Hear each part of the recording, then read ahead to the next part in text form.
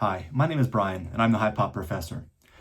And today I wanted to respond. Our hobby president, John Mangini, recently put out a video, 3-minute video, detailing an ongoing saga regarding a Joe DiMaggio Worldwide Gum card from 1936 that's currently listed on auction, I believe in REA, and it was in an SGC authentic holder, I believe for min size, and I guess had been cracked and resubbed to PSA and is now residing in a PSA 6.5 excellent near mint plus.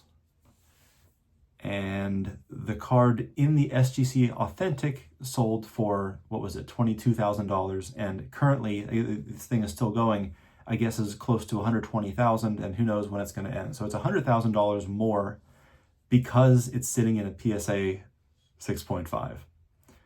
And John Mangini posed a couple questions to us, and he asked me to make a video response for it. And so this is that response. So his first question was, do we give grading companies too much control over the value of our cards? And I mean, there's no other answer to this but a resounding yes. Of course we do. And I think that the key word I want to focus on here is, and the question is, do we give these grading companies that power? And it really is, because it's we, the collectors, the consumers, the buyers, the investors, the whatever, the flippers, the dealers. It's we that are creating the market for this stuff. You know, I don't really buy PSA 10s. I just don't do it because I don't believe that there's a difference, really, functionally, a difference between a PSA 9 mint and a PSA 10 gem mint. I don't think gem mint is a thing, personally. Mint, to me, has always been the highest grade tier of any card. So I refuse to pay a ridiculous premium for a negligible difference in condition, personally. Doesn't mean that's the only way to do it. I understand there are plenty of collectors that do otherwise. They like to play, games with the registry, and they like to compete with each other. Great, that's fine. And that's okay, really. If you're a collector who does that, by all means, do you. That's fine. But it's not the companies who are doing that. Like, we are doing that to ourselves. We have to understand we are the ones that create the market.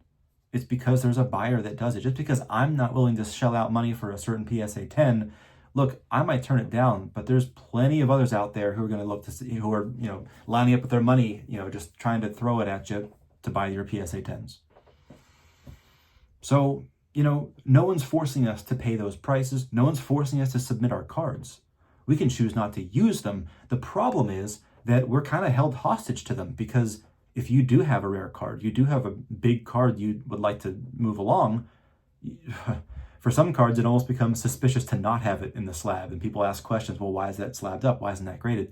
So it's kind of like there's a barrier to entry here. There's a gate. You have to go through them, right?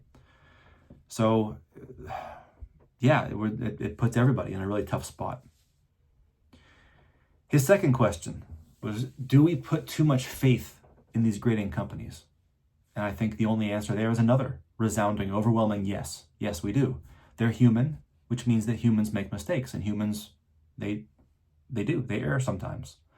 And the problem is, you've got, well, he mentioned one more thing. Now we're buying these holders. We're buying slabs and not cards. Totally agree. Now, personally, I like to just buy cards. I don't really care what slab it's in. If the cards happen to be slabbed up, great. Sometimes I will try to add value to my collection by, if I look at an example of a card, I think it's going to be a 9 or a 10, sure, I'll send it in. Now, that being said,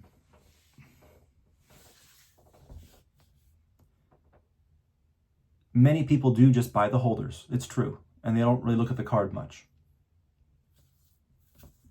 But then he said something that made me think about it a little bit differently. He said it's the same card. And in one sense of that word and that phrase, yeah, that makes sense. It is the exact same piece of cardboard that was in the SGC holder and is now in the PSA 6.5. But I would contend, you can argue, I'm not saying I hold this view, but you really could argue that it's now a different card. When a card gets slabbed up by a company, it almost becomes something different. It's not the same thing anymore. This is now a card that has been evaluated, analyzed, graded, by a supposed professional, impartial third party. And so when you have one professional that says this card has been trimmed, well, okay, or at least minimum size, then maybe it wasn't trimmed. But then you have another, that $22,000 value, that might make sense for a card that was deemed min size by a professional company. Once it's now in a different holder, now you're talking about kind of a different thing. Now you have a card that is deemed by a legitimate professional authenticator and grader, supposed experts, respected in the hobby, that's now saying that this thing is not only not min size, but is now at a 6.5, excellent near mint plus. Even though it's the same piece of cardboard, it's not quite the same thing anymore. And so hence we have a $100,000 difference in value. Now, they can't both be right. There's a mistake made here somewhere. So who's right? Well, PSA might say that they're right, and SGC would say, no, we're right. Well, somehow collectors messed it up because guess what? They're both subsidiaries of collectors now. So I have some thoughts about this and about the values of them. So how would you feel if you're the buyer, the bidder, the current high bidder, or one of the two, competing bidders of this card on REA, and you see the picture of this card after you've placed your bid in the SGC Authentic? You still feeling good about your bid for that card? Are you?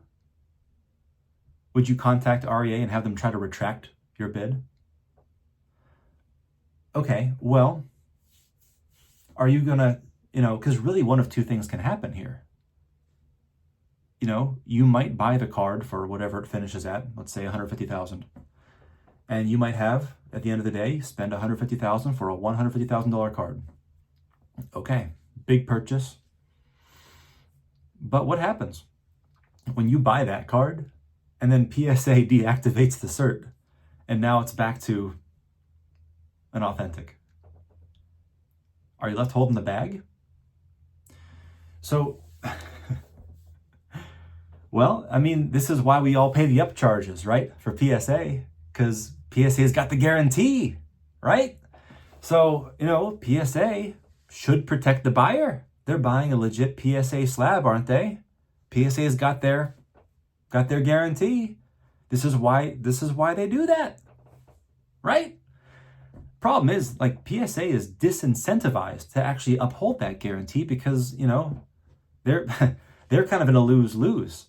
If they do nothing and they turn a blind eye to this, like they've done with the Honus Wagner T206, like they've done with the Shohei Ohtani out of 76, the Independence Day parallel rookie that's been trimmed very clearly and turned from a BGS 9 into a PSA 10 and quintupled the value of it from $2,000 up to $10,000.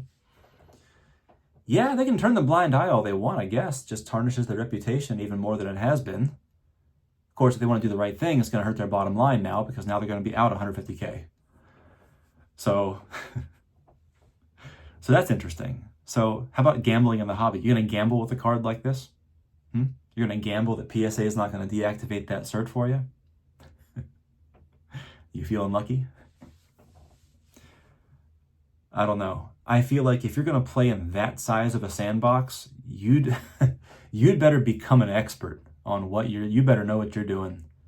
Because the fact is, you really can't, even the experts, PSA, SGC, we're at a point where you almost can't even, who can you really trust?